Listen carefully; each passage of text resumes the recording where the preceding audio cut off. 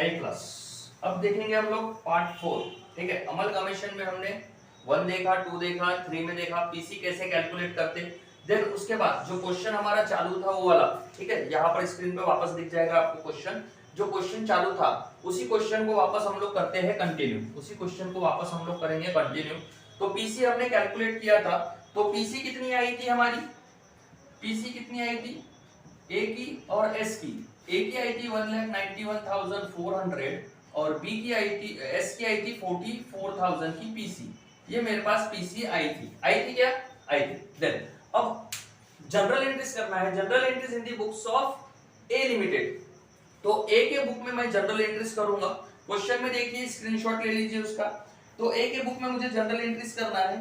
तो ए के बुक में, अब ए की बुक है, मेरे बुक है, तो मेरे बुक में मैं मेरी जो भी वैल्यू रहेगी वो कम करूंगा क्या, नहीं, ना कम करूंगा ना ज्यादा करूंगा। ठीक है, अगर मेरी असेट्स, मेरी अगर बाइक है, मेरी बाइक अगर मैं चाहता हूं कि मेरी बाइक की अगर डिप्रिसिएशन निकाल के देखा जाए तो मेरी बाइक की वैल्यू अगर 20,000 है तो वो मेरे लिए 20,000 ही होगी। बाकियों के लिए 15,000 हो, कुछ भी हो, उससे मुझे लेना देना नहीं, बट मेरे लिए उसकी क्या वैल्यू है वो मायने रखता है। तो सेम यहाँ पर कंसेप्ट है। तो ए के बुक में उसकी असेट जितने की रहेगी उतनी की ही रहेगी, बाकी बाद में वो कुछ भी बोले। क्वेश्चन में क्या बोला था कि बिल्डिंग इतने में लो, ठीक है, मशीन इतने में लो, असेट्स को फिर 10% लेस में लो, लेकिन ए के बुक में वो उतनी वैल्यू उसकी उतनी ही रहेगी, कोई कम नहीं होगा और कोई ज्यादा नहीं होगा।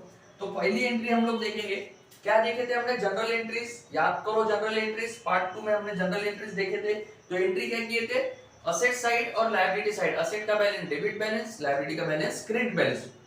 तो असेट्स का बैलेंस डेबिट बैलेंस, सबसे पहले असेट्स ट्रांसफर करेंगे, फिर लायबिलिटीज ट्रांसफर करेंगे। तो कहां ट्रांसफर करते हैं, रियलाइजेशन अकाउंट में। तो एंट्री करेंगे, असेट्स का बैलेंस डेबिट बैलेंस जब ट्रांसफर करूंगा तो क्रेडिट हो जाएगा, तो डेबिट क्या होगा, रियलाइजेशन। तो पहली entry realisation account, realisation account debit. ठीक है, ये बड़ा क्वेश्चन है, पूरा क्वेश्चन एक ही बार में सॉल्व करेंगे फिर खत्म। इसमें हम लोग पहले जनरल एंट्रीज, वेंडर 1 मतलब ए की बुक में, फिर उसके ए के बुक में हम लोग लेजर बनाएंगे, फिर उसके बाद एस के बुक में जनरल एंट्रीज, फिर उसके लेजर बनाएंगे, फिर उसके बाद परचेसर कंपनी कौन सी है, वी कंपनी, वी कंपनी की बुक में जनरल एंट्रीज, फिर उसके बाद उसकी बैलेंस शीट बनेगी और बैलेंस शीट टैली होगी। तो आओ देखते हैं। तो ए के बुक में पहले जनरल एंट्रीज देखेंगे, फिर नेक्स्ट वीडियो में लेजर देखेंगे, फिर नेक्स्ट वीडियो में एस के बुक में देखेंगे, लंबा सिलसिला चलते रहेगा। तो रियलाइजेशन अकाउंट डेबिट 2, इसकी जितनी भी सन्ड्री असेट्स है उतनी सन्ड्री असेट्स अकाउंट क्रेडिट। ठीक है, तो मैंने इसको अंडरलाइन कर लिया 2 से, जितनी भी असेट्स होंगी पूरी लिख लूंगा मैं। बिल्डिंग है, मशीनरी है, स्टॉक है, डेटर्स है, कैश है, तो ले लूंगा मैं building, machinery, stock, debtors and cash. Building इसकी कितने की है, 80, 46, 80, 80, 46, स्टॉक 80 का, देन उसके बाद में 40 का डेटर, 20 का कैश, 40 का डेटर्स और 20 का कैश। ये फर्स्ट एंट्री। अब इनका टोटल कितना है भाई, 2,66,000, 2,66,000। असेट्स रियलाइज हो गई, being assets realise. Next entry, अब असेट्स रियलाइज होगी, असेट साइड में कुछ भी नहीं बचा। ए के बुक में, ए की बुक में कर रहे हैं हम लोग, ए के और ए की ही असेट बैलेंस शीट देखेंगे। लायबिलिटी साइड में ए के पास क्या क्या है, शेयर कैपिटल है, 8% डिवेंचर है, जनरल रिजर्व है, डिविडेंड इक्विलाइजेशन रिजर्व है, ठीक है, एम्प्लॉयर्स प्रोविडेंट फंड है और क्रेडिटर्स है। तो सबसे पहले ले लेते हैं, इसमें शेयर कैपिटल है तो शेयर कैपिटल ले लेंगे। तो लायबिलिटी का बैलेंस क्रेडिट बैलेंस, जब ट्रांसफर होगा तो डेबिट बैलेंस, तो ले लेंगे शेयर कैपिटल अकाउंट डेबिट। और क्या है, इंटरनल, सबसे पहले क्या लेंगे, इंटरनल लायबिलिटीज। तो इंटरनल लायबिलिटीज शेयर कैपिटल है, जनरल रिजर्व है, डिविडेंड इक्विलाइजेशन रिजर्व है, तो ये 3 ले लेंगे। तो शेयर कैपिटल हो गया, then general reserve, general reserve account debit. ठीक है, बुक भारी है इसलिए नहीं उठा रहा हूं, नीचे देखना पड़ रहा है। और एक dividend equalisation reserve, dividend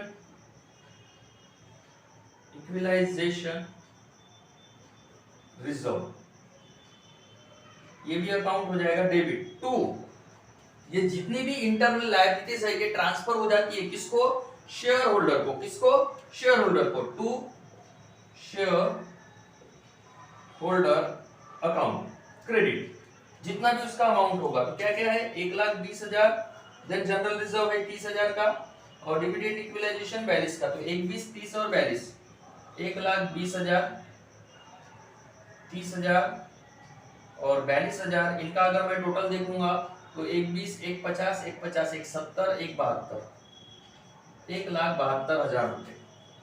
next entry internal liabilities transfer होगी। देन नेक्स्ट एंट्री क्या बनेगी, इंटरनल लायबिलिटीज ट्रांसफर होने के बाद जो भी एक्सटर्नल लायबिलिटीज है, आउटसाइडर फंड है, उसको ट्रांसफर करेंगे, और आउटसाइडर फंड हम लोग ट्रांसफर करते हैं रियलाइजेशन अकाउंट में।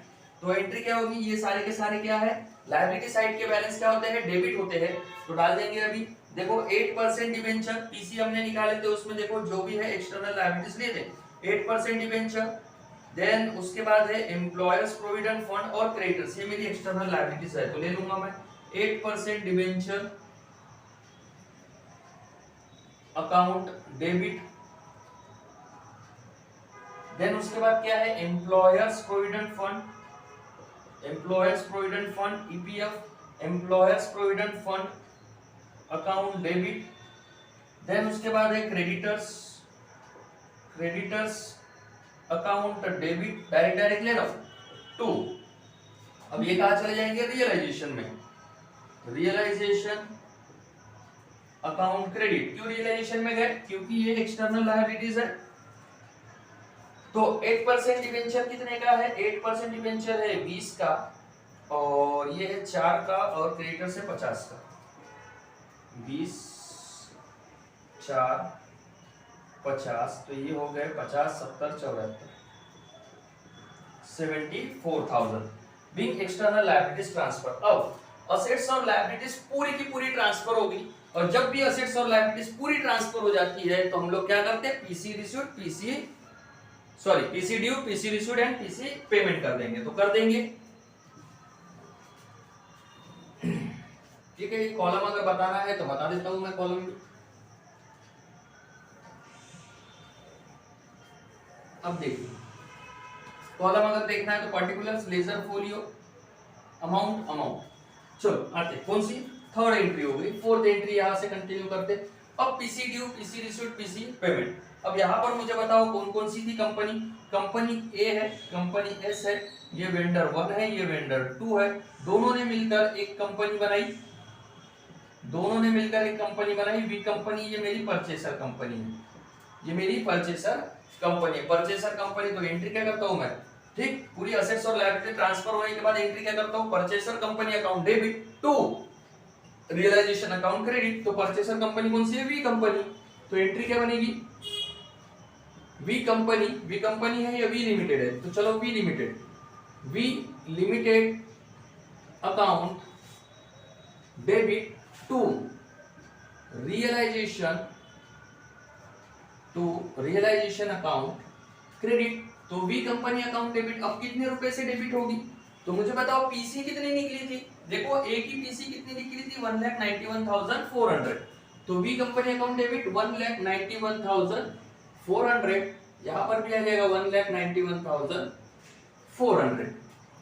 ये हो गई पीसी ड्यू। अब पीसी रिसीव्ड की एंट्री नंबर 5, पीसी रिसीव्ड की entry, PC received in the form of, कैसे रिसीव्ड होने वाली है, हमने क्वेश्चन पूरा पढ़े हैं, शेयर्स में होने वाली है, 10 रुपए वाले शेयर्स में होने वाले।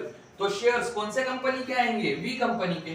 तो एंट्री क्या बनेगी, shares in V limited account debit to, कौन सी कंपनी दे रही हमारे को शेयर्स, वी लिमिटेड दे रही, V limited account credit, V limited account credit कितने की, 1,91,400, जितने की पीसी है उतने की, being PC received in the form of shares, shares में मिले। Next PC payment, PC payment की एंट्री किसको पेमेंट कर देंगे, शेयर होल्डर को। एंट्री क्या बनेगी, share holder account debit to shares कौन सी कंपनी के मिल रहे हैं? शेयर्स इन वी लिमिटेड के मिल रहे हैं। किसके मिल रहे हैं? V limited account credit. Shares in V limited account credit 1,91,400 1,91,400। अब खत्म हुआ क्या? नहीं, खत्म नहीं हुआ। अब रियलाइजेशन डेबिट करना और रियलाइजेशन क्रेडिट करना। तो चलो देखते हैं ये कैसे करना। अब रियलाइजेशन डेबिट हुआ है कितने रुपए से? 2,66,000 से। तो 2,66,000 रुपए से क्या हुआ है? ये डेबिट हुआ है। 2,66,000 से डेबिट हुआ है, ये क्रेडिट लिख रहा हूं मैं यहाँ पर। 2,66,000 से डेबिट हुआ है। फिर डेबिट हुआ है कि कहीं पर? यहाँ पर नहीं है, यहाँ पर नहीं है, यहाँ पर भी नहीं, यहाँ पर भी नहीं, यहाँ पर भी। अब रियलाइजेशन क्रेडिट देखने का, तो ये रियलाइजेशन डेबिट है, रियलाइजेशन क्रेडिट यहाँ पर नहीं है, ये यहाँ पर क्रेडिट हुआ है कितने से? 74,000 रुपए से। तो यहाँ लिख दिया मैंने 74,000 रुपए। फिर रियलाइजेशन क्रेडिट ये यहाँ पर दिख रहा है मुझे 1,91,400 1,91,400 का। देन उसके बाद रियलाइजेशन क्रेडिट हुआ है क्या? नहीं।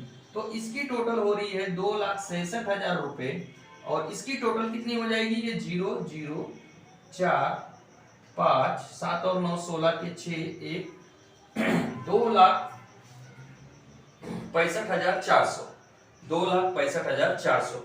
अब डेबिट ज्यादा के क्रेडिट ज्यादा?